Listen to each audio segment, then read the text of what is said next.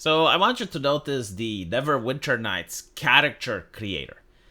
This is a very old game made by BioWare. It's actually one of the games that launched them into fame. And as you can see, you have a wide range of characters to choose from. You got different races, you got ugly women, you got disfigured women, you got muscular women, you got pretty women, you got beautiful women. There's a lot of inclusivity here, isn't it? And this game is made way before you have the consultants, way before you have the diversity officers and all of the bloat, all of the people that add absolutely nothing to gaming, but they get fat paychecks.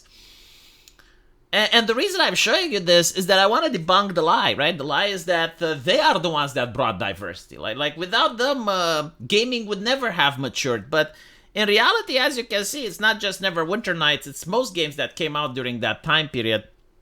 Most RPGs allowed you to have a wide array of choice. In fact, the diversity consultants removed the choice. Like, you will never see now in modern AAA games women that have big tits, right? So you never see, like, women with this size breasts. You don't get to see, pretty feminine characters that are just cute and wholesome. They completely removed the sensuality. They completely removed wholesomeness. You're mostly going to see characters like this now. Like, this is the staple, right? And this is what people are talking about because it's noticeable. Like, it's so many characters, and you gotta wonder, like, why is it that not a single character has these size breasts now? Like, it doesn't need to be sexualized. Like, you can just have, like, a woman that has big tits and is covered up. But for some interesting reason, they just avoid that character archetype, even though they talk about the inclusivity. And they tried doing this with race. If you guys remember in Mass Effect Andromeda, and there's a couple of other games where you just cannot make a white character. Like, even Harry Potter, I think, like, it needed a mod in order to make characters white, and the same mod added, like, another options to make, like, characters really black in order so that Nexus Mods doesn't ban it. But they were trying it out. Like, you need to understand, this doesn't just happen. Like, it's not something that they forgot. Like, there are teams of people that are well paid to work on these video games, especially the character creator, and they need approval from many teams. They need approval from supervisors. Like, it's not just like they're shipping out a product and they're going like, oh, oops, we messed it up. No, they actually wanted to see how people react, right? Like, for them, this is like a social experiment. It's like a social engineering to see how are people going to react if you can't make white characters. Like, are they going to get upset? Okay, they got upset, like, release the patch. This is pretty much what's happening. So, I wanted to show you just how diverse games used to be before 2016, before, like, all of this madness with diversity, inclusivity, and equity started taking over. But I also want to talk about the difference between Baldur's Gate and Dragon Age when it comes to wokeness. When it comes to, like, what is wokeness? Is the intent. Like, the intent here, when they're making these diverse characters, is for the player to enjoy themselves. So this is not a woke game. Like, the intent isn't to lecture, the intent isn't to preach, the intent isn't to force social justice themes, the intent isn't for you to vote Republican or Democrat. It's just like the intent is, alright, allow the player as much choice as possible. In fact, they even let you import a character that you create if you want to. So, like, you can draw your own portrait or you can crop it and you can put it in the game, right? Like, the intent is to allow player choice. So it's not woke, despite the fact that it's got, like, this wide range of diverse people. When you go to other games, the intent is to lecture. The intent is to restrict what you're allowed to do. In the case of Baldur's Gate, you're restricted with, I think, like, they decided to restrict the faces that people can create with the character editor. You're restricted, you're forced to use pronouns, like, you can't choose not to use them if you don't want to. You can't have a female character, it's gotta be a body type A or body type B character. You can tell usually which is the female because it has the nipples covered, right? Like, the men are shirtless and the women aren't. You can't create characters with big tits, as we talked about. You have, like, certain skin diseases, vitiligo and shit, which, again, these are not choices for the players to enjoy themselves. Like, it's not something that adds to the game. It's definitely something that's ideological. And you know this because you can listen to what they say at GDC and they're talking about inclusivity and other stuff like it's literally what they're paid for. Now, the thing with wokeness is that it comes in various degrees. You know, it's one thing when you go into a house and you find a couple of roaches. And it's another thing when you go in another house and there's a roach infestation. Dragon Age Velgard is a roach infestation, while Baldur's Gate has a couple of roaches that can be ignored. But in the case of Baldur's Gate, like, let me give you an example. They do talk about social justice themes, right? Because this is like a hallmark of the woke. It's probably the same themes that want you to realize Republicans bad, Democrats good. One of the examples, like the moment you start the game, you find out that there are druids, which are incredibly racist because they have a wall. And they let the immigrants in, but they don't like the fact that the immigrants are stealing from them. They don't like the fact that the immigrants are consuming their resources, so they want to kick them out. So the druids are racist bigots, pieces of shit. Meanwhile, the refugees, they're really nice people, right? So the idea is for you to compare it with modern state America. It's like, look, the refugees want to come in and the evil Republicans keep them out, right? Like, look what, they're like the thieflings in the game. They're, you know, like that's pretty much the intent that they're going with here. But at least they allow you as the player to make your choice. Like at least they allow you to role play. So if you wanna side with the refugees, you can do that.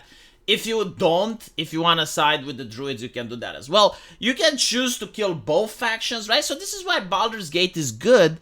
It's because it allows you choice. It actually allows you freedom. Yes, it has penis sliders and it has like social justice themes. But you can ignore them. That's the important part. Like, that is the whole part. You can choose to ignore them. You can mod the game. You can remove all of the wokeness from the game, or the majority of it. And again, you can just choose to play the game and ignore it. You will still run into unpleasantness. Like, you have this muscular druid coming to you, and it's like, oh boy, oh, let's shag into the forest. And I'm like, oh, I got a nice elf lady, leave me alone. Bring the lass as well, we will shag together, because that's what nature does. Press X to consent. You know, it's kind of like that. I don't like that scene. Or you have like this incubus, succubus that looks like a man, and again, very disgusting, disturbing scene. You have like the scene where you meet the vampire and it's like very awkward. It tells you, hey, look, there's a couple of mind flayers over there. And if you choose not to look for some reason, he still tumbles with you in the ground and it looks very queer, very, very disturbing. And I was like, you're lucky you're a thief, because if you weren't and I didn't need you in my party, you would be dead by now.